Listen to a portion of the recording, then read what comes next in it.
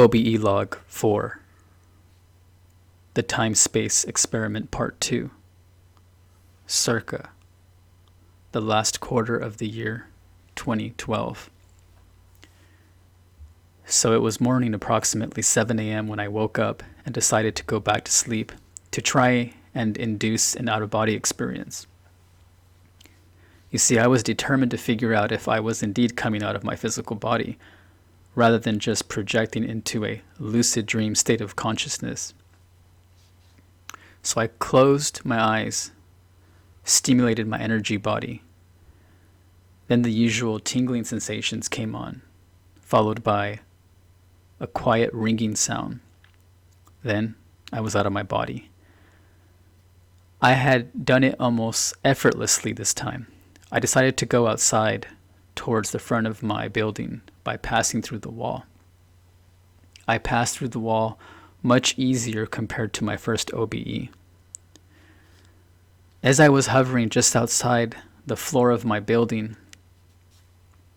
I looked down and saw more scooters parked than usual.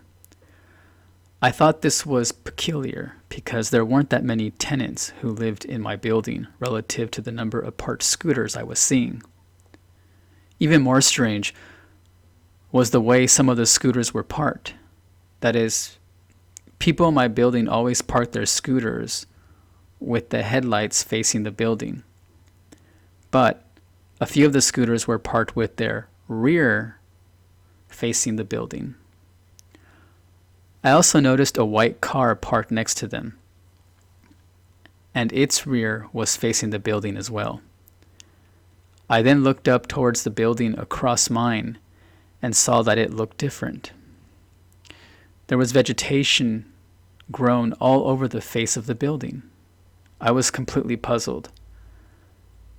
I must say that everything in my environment didn't look crystal clear. There was a hint of pixelation to everything I saw. I then woke up. I was still confused on the whole OBE versus lucid dream distinction, so I prepared myself to go to work. When I walked outside to the front of the building, I noticed that the usual scooters that were parked facing the building at that time were present, but not the other scooters, nor the white car I saw previously during my OBE. Also, the building across from mine had no vegetation growing over it. So I then got on my scooter and drove towards the back of my building. For some reason, then I looked to my right side at the building behind my building and saw scooters and the white car I saw during my OBE, and they were parked with their headlights facing the front of their building, which would explain why the rears of the same scooters would be facing the front of my building. I continued riding and saw ahead of me trees with the same type of foliage or leaf patterns on the building across from my building during my out-of-body experience. Then it suddenly dawned on me that I had indeed come out of my body.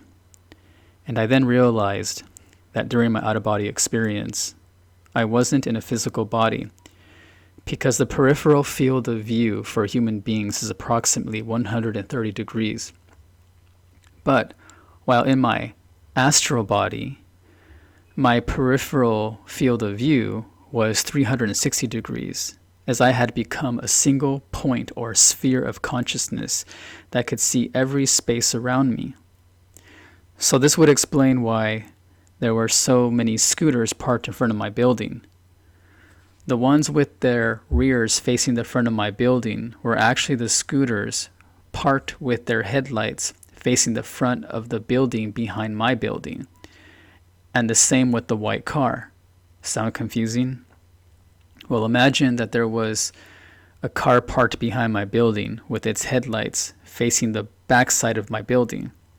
If you were to park it facing the same direction, but only this time in front of my building, then the car's rear side would be facing the front of my building.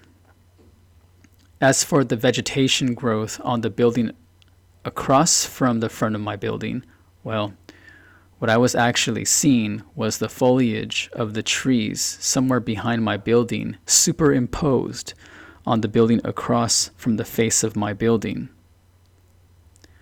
But was this the fourth dimension? Was it the place that Robert Monroe mentioned as Locale 1? That is, a place one usually sees during one's first OBE, which is a layer just above our physical world.